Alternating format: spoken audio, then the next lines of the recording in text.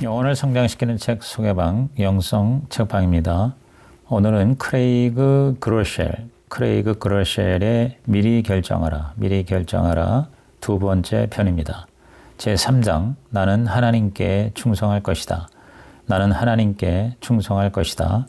사람들을 섬기고 달란트를 배가하며 성령님께 순종하기로 미리 결정하다. 마태이 25장 21절 자라했도다 착하고 충성된 종아 내가 적은 일에 충성하였음에 내가 많은 것을 내게 맡기리라. 성공한 인생을 요약하는 한 단어가 있다면 충성이다. 충성은 우리에게 매일 살아갈 힘을 주고 영원한 것을 위해 살도록 동기를 주는 성경의 단어다. 충성이야말로 하나님이 궁극적으로 찾으시는 것이며 칭찬하시는 것이다. 그러므로 충성하기로 지금 미리 결정하자. 나는 하나님께 충성할 것이다. 나는 하나님께 충성할 것이다. 우리는 충성하기로 미리 결정해야 한다. 왜냐하면 충성스러운 삶은 결코 저절로 이루어지지 않기 때문이다. 충성된 사람은 하나님을 영화롭게 한다. 하나님은 충성된 사람을 높여주신다. 충성은 힘들고 대가를 치러야 하지만 그만한 가치가 있다. 충성되기 위해서는 우리 자신을 의지하는 대신 하나님을 신뢰하는 법을 배워야 한다. 믿음이란 하나님께 충성하는 것이다. 인간은 교만에 빠지기 쉬우니 자신이 아니라 하나님을 의지하고 그분께 충성하는 삶을 살기로 미리 결정해야 한다. 충성은 뭔가를 하지 않는 것이 아니라 뭔가를 하는 것에 대한 문제다. 예수님은 충성에 대해서 세 가지 배경을 말씀하셨다. 사람을 대하는 방식, 자원을 관리하는 방식, 그리고 하나님께 반응하는 방식과 관련해서 충성을 이야기하신다. 우리는 충성과 관련하여 세 가지 사실을 받아들이기로 미리 결정해야 한다. 첫째, 모든 상호작용은 가치를 더해줄 수 있는 기회다. 둘째, 모든 자원은 배가할 수 있는 기회다. 셋째, 모든 인도하심은 하나님께 순종할 수 있는 기회다. 첫째로 모든 만남은 상대방을 섬길 기회가 된다. 우리는 심할 정도로 자신에게 초점을 맞추며 살아간다.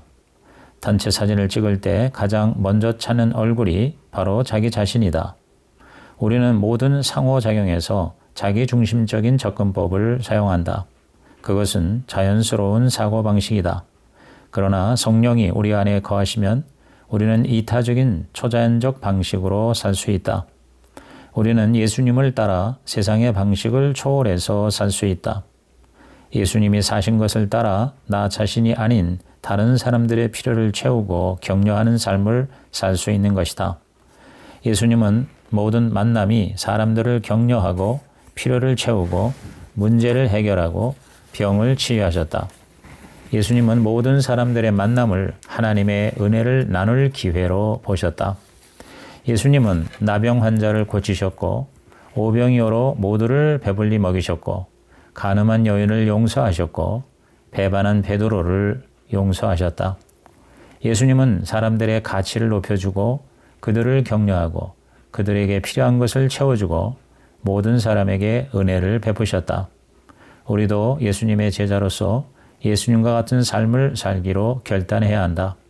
은혜를 베풀고 필요를 채우고 축복하고 섬기고 생명의 말을 하는 것이다. 예수님을 충성스럽게 따르는 자라면 누구나 그렇게 해야 한다. 샌프란시스코의 린다라는 버스 운전사는 매일 새벽 2시 반에 일어나서 기도를 하고 버스를 몬다. 그는 버스를 몰면서 모든 승객들에게 웃으면서 인사하고 그들의 이름과 얼굴을 외우고 있다. 혹시 승객이 안 보이면 도착할 때까지 기다려준다. 린다는 사람들을 섬김으로써 하나님께 충성할 기회로 삼고 있다.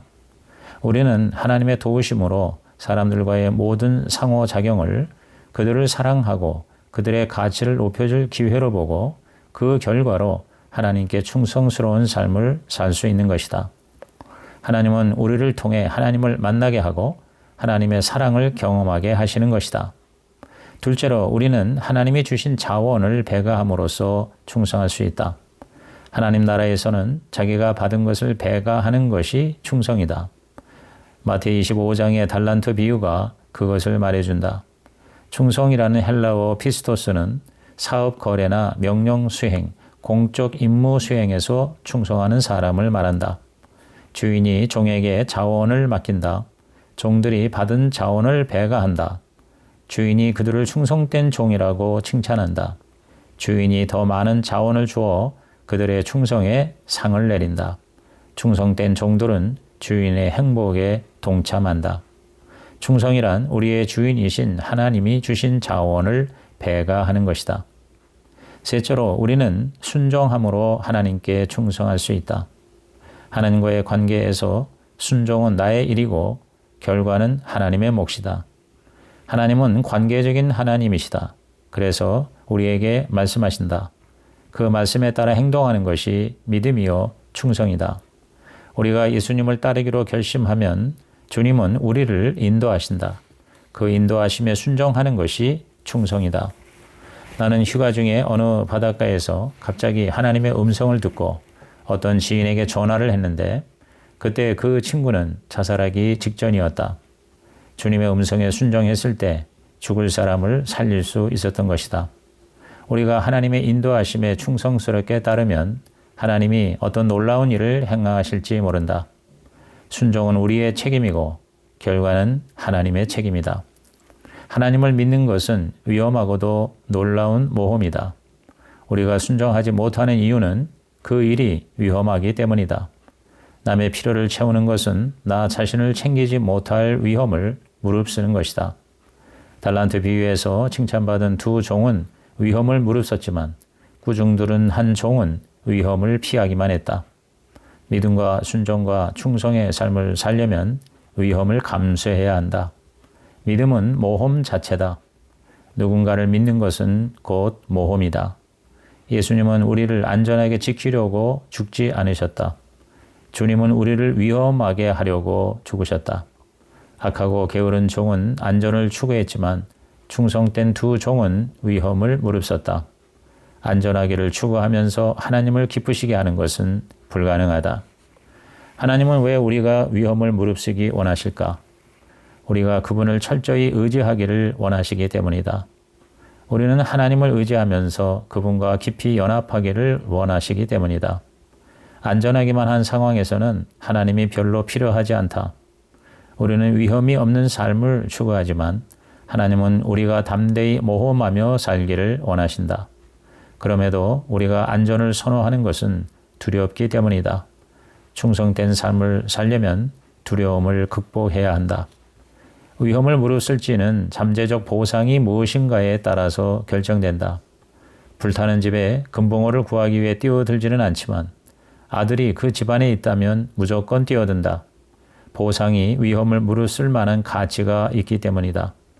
대다수 그리스도인들이 충성된 삶을 위해 위험을 감수하지 않는 이유는 위험에만 시선을 고정한 탓에 두려움을 너무 크게 느끼기 때문이다. 그리스도인들 중 95%가 전도하지 않는 이유는 사람들에게 거부당할까 봐 두려워하기 때문이다. 위험에 시선을 고정하면 두려움으로 인해 앞으로 나갈 수 없다. 그러나 잠재적 보상에 시선을 고정하면 위험을 무릅쓸 수 있다. 위험은 두려움을 주지만 보상은 두려움을 이기게 한다. 우리가 작은 일에 충성하면 하나님은 많은 일을 맡겨주신다. 작은 일 하나하나에 충성하라. 그러면 하나님이 더 많은 것을 맡겨주실 것이다. 우리의 책임은 순종하는 것이다. 결과는 하나님께 맡기라. 우리는 단기간에 아주 많은 일을 해낼 수 있다고 자신을 과대평가하고 있을지 모른다. 하지만 하나님이 충성된 사람의 평생에 거쳐 하실 수 있는 큰 일에 대해서는 과소평가하고 있을 수 있다. 제4장 나는 선한 영향력을 발휘할 것이다. 나는 선한 영향력을 발휘할 것이다. 어둡고 악한 세상에서 빛과 소금의 역할을 하며 예수님을 전하기로 미리 결정하다. 마태복음 4장 13절에서 14절 너희는 세상의 소금이다. 너희는 세상의 빛이다. 소금과 빛이란 영향력이다. 그리스도인은 생각보다 훨씬 영향력이 큰 사람이다. 가장 큰 영향력은 영혼을 구원하는 것이다. 예수님은 너희는 온 천하에 다니며 만민에게 복음을 전파하라고 하셨다. 우리는 만민에게 영향을 미칠 수 있는 존재다. 조사에 의하면 전도를 한 명이라도 받은 사람은 29%에 불과하다. 79%의 비신자는 지인이 자신에게 예수님을 전하는 것에 거부감이 없다고 했고 47%는 그런 대화에 열려 있다고 했다. 이 연구는 복음을 필요로 하는 사람 10명 중에 8명이 복음을 듣는 일에 반감이 없고 절반은 그런 대화에 열려 있다는 사실을 보여준다. 그러므로 우리는 선한 영향력을 발휘할 수 있고 또 발휘해야 한다. 기도와 본보기와 말로 사람들에게 영향을 미치기로 미리 결정해야 한다. 많은 그리스도인들이 자신의 정체성을 잃고 내부에만 관심을 가지고 작고 안전한 기도만 드린다. 문제를 해결하고 축복해달라는 기도만 드리는 것이다. 우리는 좀 더 큰 기도를 드려야 영향력 있는 삶을 살게 된다. 바울은 기도에 헌신함으로 영향을 미칠 수 있다고 했다. 바울은 생각나면 기도하라고 하지 않았다. 그는 항상 쉬지 말고 기도하라고 했다. 기도하기로 미리 결정하라고 가르친다. 그리스도를 전할 수 있는 문이 열리도록 지혜롭게 행하도록 모든 사람에게 전도할 준비를 하도록 모든 기회를 최대한 활용하도록 기도해 달라고 했다. 바울은 촉구한다. 하나님에게서 멀리 있는 사람들에 대해 하나님께 말씀드리고 하나님에게서 멀리 있는 사람들과 함께 하나님에 대해 이야기하라. 하나님에게서 멀리 있는 사람들에 대해 하나님께 말씀드리고 하나님에게서 멀리 있는 사람들과 함께 하나님에 대하여 이야기하라. 즉 하나님께는 기도하고 사람들에게는 전도하라는 것이다. 우선 우리는 자신을 위해서 기도해야 한다. 사명과 목적을 이루도록 진정한 영향력 있는 사람이 되어 자신의 삶이 유산이 되도록 기도해야 한다. 문을 열어달라고 기도하면 하나님이 문을 열어주신다. 나를 위한 기도 후에는 하나님과 가까운 사람들, 즉 같은 성도들을 위해서 기도하라. 그리고 마지막으로 하나님에게서 멀리 있는 사람들, 즉 비신자들을 위해서 기도하라. 바울의 기도를 참조해보자. 그들의 마음을 열어달라고 기도하라. 영적인 눈을 뜨게 해달라고 기도하라. 회개하도록 인도해달라고 기도하라. 할 말을 알려달라고 기도하라. 당신은 기도로 인생이 바뀌고 사람들에게 영향을 미칠 수 있다.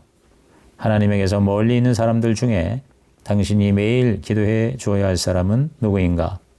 그들을 위해 기도하기로 미리 결정하라. 자신이 누구인지 알면 무엇을 해야 할지도 알게 된다. 정체성이 삶을 결정한다. 당신의 정체성은 빛과 소금이다. 소금은 썩지 않게 하고 치유하고 갈증을 낳는다. 빛은 어둠을 몰아낸다. 우리는 빛이기에 어둠으로부터 도망칠 필요가 없다. 오히려 어둠 속에서 빛을 발해야 한다. 소금이기에 더러운 것으로부터 도망치는 대신 깨끗하게 한다. 하나님은 우리가 사람들에게 예수님을 보여주면서 그들 속에서 변화를 이끌어내기를 원하신다. 우리의 느낌은 중요하지 않다. 자신의 느낌과 관계없이 우리는 소금이요 빛이다. 사람들을 사랑하고 돌봐주는 우리의 행위는 우리의 정체성에서 비롯되는 것이다. 세상 사람들은 우리가 하나님을 얼마나 잘 알고 성경을 얼마나 많이 아는지에는 관심이 없다. 그들은 우리가 그들에게 얼마나 관심을 가지고 사랑하는지를 알고 싶어 한다. 우리가 자신의 정체성에 따라 행동하면 사람들이 주목하게 된다. 왜냐하면 하나님이 나타나셔서 엄청난 일이 일어나기 때문이다. 사도행전 16장에서 간수들은 바울과 실라의 신앙을 목격하고 그들의 사랑을 경험했다. 간수는 바울과 실라가 가진 것을 원했던 것이다. 간수와 그 가족은 그날 밤 세례를 받고 삶이 변화되었다. 자신이 누구인지를 알게 되면 무엇을 해야 할지를 알 수가 있다. 우리가 전도로 영향력을 행사할 때 처음에는 피상적인 대화로 시작할 수 있다. 그 피상적인 대화는 영적인 대화로 이어진다. 요한복음 4장에서 예수님이 사마리아 여인을 전도할 때 그렇게 하셨다. 영적인 대화는 다시 개인적인 대화로 이어져야 한다. 즉 상대방에게 하나님이 필요하다고 말하는 것이다. 그럴 때는 최대한 정중하고 은혜롭게 말해야 한다. 사마리아 여인은 예수님을 믿고 변화되자 동네 사람들에게 말하고 예수님께로 초대했다. 우리도 사마리아 여인처럼 사람들을 초대해야 한다. 그러면 그들이 거기서 예수님을 만날 기회를 얻을 수 있게 되는 것이다. 당신은 영향력 있는 사람이며 하나님은 당신을 사용하기 원하신다. 영향력을 제대로 행사하기 위해서는 장기전에 대비해야 한다. 나는 소금과 빛이 주로 오랜 시간이 걸려야 가장 큰 효과를 발휘한다는 사실을 발견했다. 하나님이 우리를 오래 참으시고 끝까지 우리와 함께 하셨다는 사실을 생각하면 우리도 하나님이 사랑하시는 사람들에게 똑같은 참을성과 인내심을 발휘해야 한다. 장기전을 불사할 만큼 사람들을 사랑해야 한다. 한 영혼을 구원하기 위해서는 수년, 아니 더 나아가 수십 년이 걸릴지도 모른다. 제5장 나는 힘껏 베풀 것이다. 나는 힘껏 베풀 것이다. 돈을 의지하지 않고 지금부터 이웃에게 후히 베풀기로 미리 결정하다. 이사야 32장 8절 후한 자는 후히 베푸는 일을 계획하며 후히 베푸는 일에 굳게 선다. 우리가 사는 세상은 더 많이 갖지 않으면 불행하다고 쇠뇌하는 세상이다. 우리는 모두 이기적이다. 하지만 누구도 자신이 이기적이라고 생각하지 않는다. 우리는 자신이 이기적이지 않다는 자아상을 유지하기 위해 자신에게 거짓말을 한다. 만물보다 거짓되고 심히 부패한 것이 인간의 마음이다. 오늘날 우리의 이기심을 자극하는 광고가 하루에도 1만 개 이상이 노출되고 있다. 연구에 따르면 광고를 많이 볼수록 사람은 더 불행해진다고 한다. 세상은 받는 것이 더 복되다고 말한다. 그러나 예수님은 주는 것이 받는 것보다 복이 있다라고 하신다. 헬라어 복이 있다는 말은 행복하다는 말이다. 따라서 행복해지기 원한다면 받기보다는 주어야 한다. 조사에 의하면 돈을 기부하고 자원봉사하는 사람은 그렇지 않은 사람보다 43% 이상 더 행복하다고 한다. 슬픔과 절망에 빠지지 않고 행복하게 살려면 베풀어야 한다. 우리는 복을 나눠주기 위해 복을 받았다. 주는 것이 더 받는 길이다. 후히 베풀기 위해 의식적으로 노력하는 삶은 순간을 넘어 영원한 의미가 있는 삶이다. 내가 가진 것들이 하나님의 사랑을 보여주기 위한 도구로 사용될 때 하나님의 기쁨을 느끼게 된다. 그 기쁨은 단순한 소비로 얻는 기쁨과는 차원이 다른 것이다. 우연히 후한 사람이 되는 경우는 거의 없다.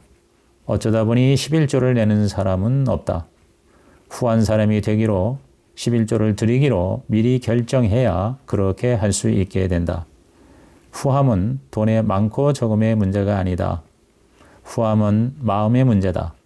전략적으로 후히 베풀어서 세상을 변화시키는 부자가 있는가 하면 땡전 한 푼도 남을 위해 쓸 줄 모르는 부자도 있다.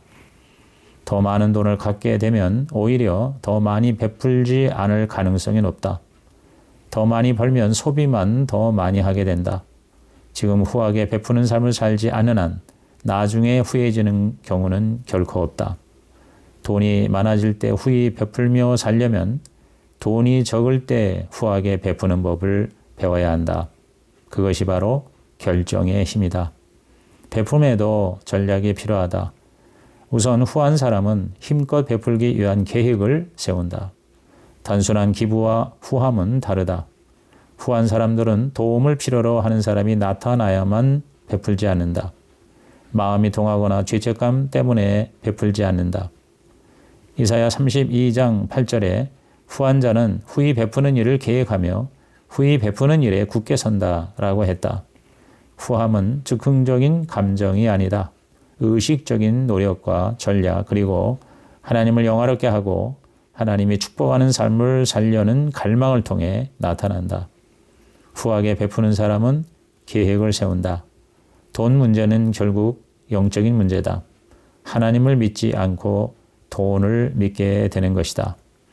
여유가 없고 걱정이 많고 영향력이 없어지고 결국 하늘의 보물을 쌓지 않는 사이클의 악순환이 발생한다. 그러나 재정에 관해서 하나님을 첫 번째로 삼으면 악순환의 고리를 끊을 수 있다. 먼저 그의 나라와 그의 의를 구하라. 그리하면 이 모든 것을 너희에게 더하시리라. 우리는 돈을 포함한 모든 면에서 가장 먼저 하나님을 구해야 한다.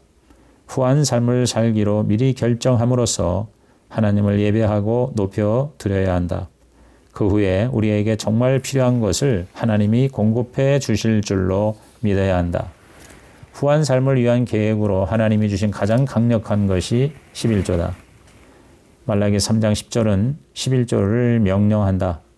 11조는 재정적인 영역에서 하나님을 첫 번째로 삼기 위한 방법이요.